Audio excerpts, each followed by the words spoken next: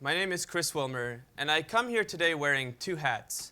On the one hand, I'm a co-founder of Newmat Technologies, which is pursuing the moonshot of changing the way the world stores gases.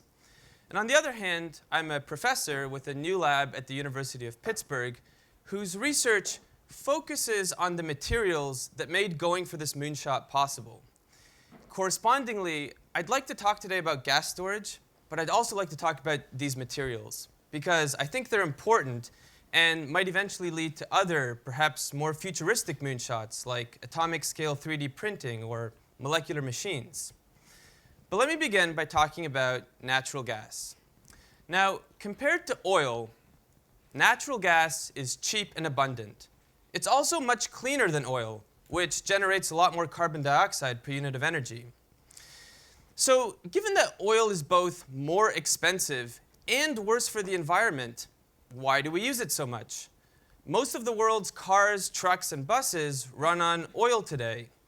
And given that international tensions over oil pose a threat to peace, wouldn't we all stand to benefit from switching more of our vehicles to natural gas? Well, a problem with natural gas vehicles is that you have to highly compress the natural gas. This requires an expensive refueling station and a heavy, expensive tank. This compression obstacle has prevented the widespread adoption of this otherwise cheaper, cleaner fuel.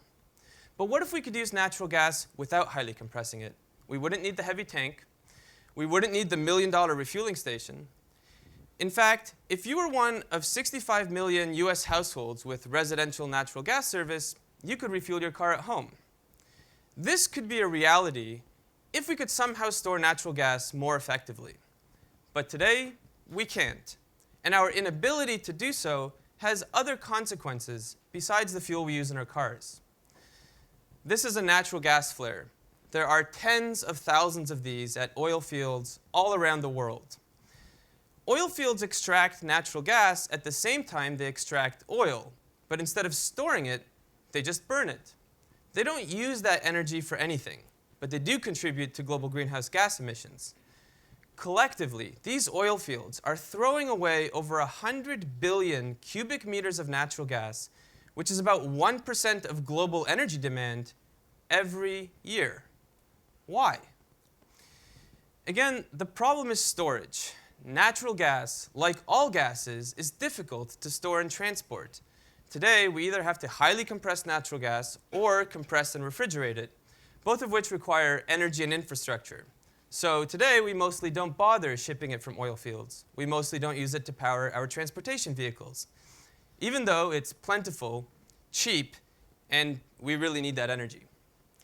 Now, in principle, there is a solution to storing gases without resorting to very high pressures or refrigeration. A universal physical property of all gases is that they highly concentrate at the surfaces of things. So for example, in the room you're in right now, the density of air is slightly higher at the surface of the floor, the walls, and even on your skin and clothing. We can apply this principle to storing gases by using sponge-like materials with very high surface areas. A common example is activated carbon. At the nanoscale, activated carbon looks like sheets of highly crumpled paper, which have many small but randomly sized spaces that gases can enter inside and stick to. Some of these spaces, or pores, are too big to really help concentrate the gas, and some of the pores are too small, smaller than the size of the gas molecule itself. But some of the pores turn out to be just the right size, and so you do get a concentrating effect from activated carbon. However, this effect is modest, and so far has been too small to be useful for natural gas storage, as evidenced by those thousands of gas flares that are still burning today. So how do we solve this problem of efficient gas storage? Well, in this glass vial in my hand are little blue-green crystals of a new class of porous materials discovered a little over a decade ago called metal organic frameworks, or MOFs. And if you were to zoom in to the nanoscale, you would see that each crystal contains trillions of identical nanoscopic pores. And because of their perfect, regularly spaced pores, MOFs have extremely high surface areas, significantly beating the previous world record held by activated carbon. But what's really exciting about MOFs is that, unlike activated carbon, you can custom design the pores of a MOF to be sticky preferentially to certain gas molecules over others. This makes MOFs perfect not just for storing gases, but also for separating them. Now, before I talk more about MOFs, I'd like to take a step back and briefly talk about plastics. You'll see why in a minute, I promise. Prior to the 1950s, nothing in this world was made of plastic. But today, it's hard to find anything that's not made of plastic. Our cars, our phones, our clothing, and of course our packaging materials all are made of or contain some amount of plastics, or as they're more precisely called in chemistry terms, polymers. But what is a polymer? At the nanoscale, a polymer looks like a piece of string which is made of repeating molecular units called monomers. When many of these strings clump together, you get a kind of stretchy, solid material that could be made into a shopping bag or a contact lens.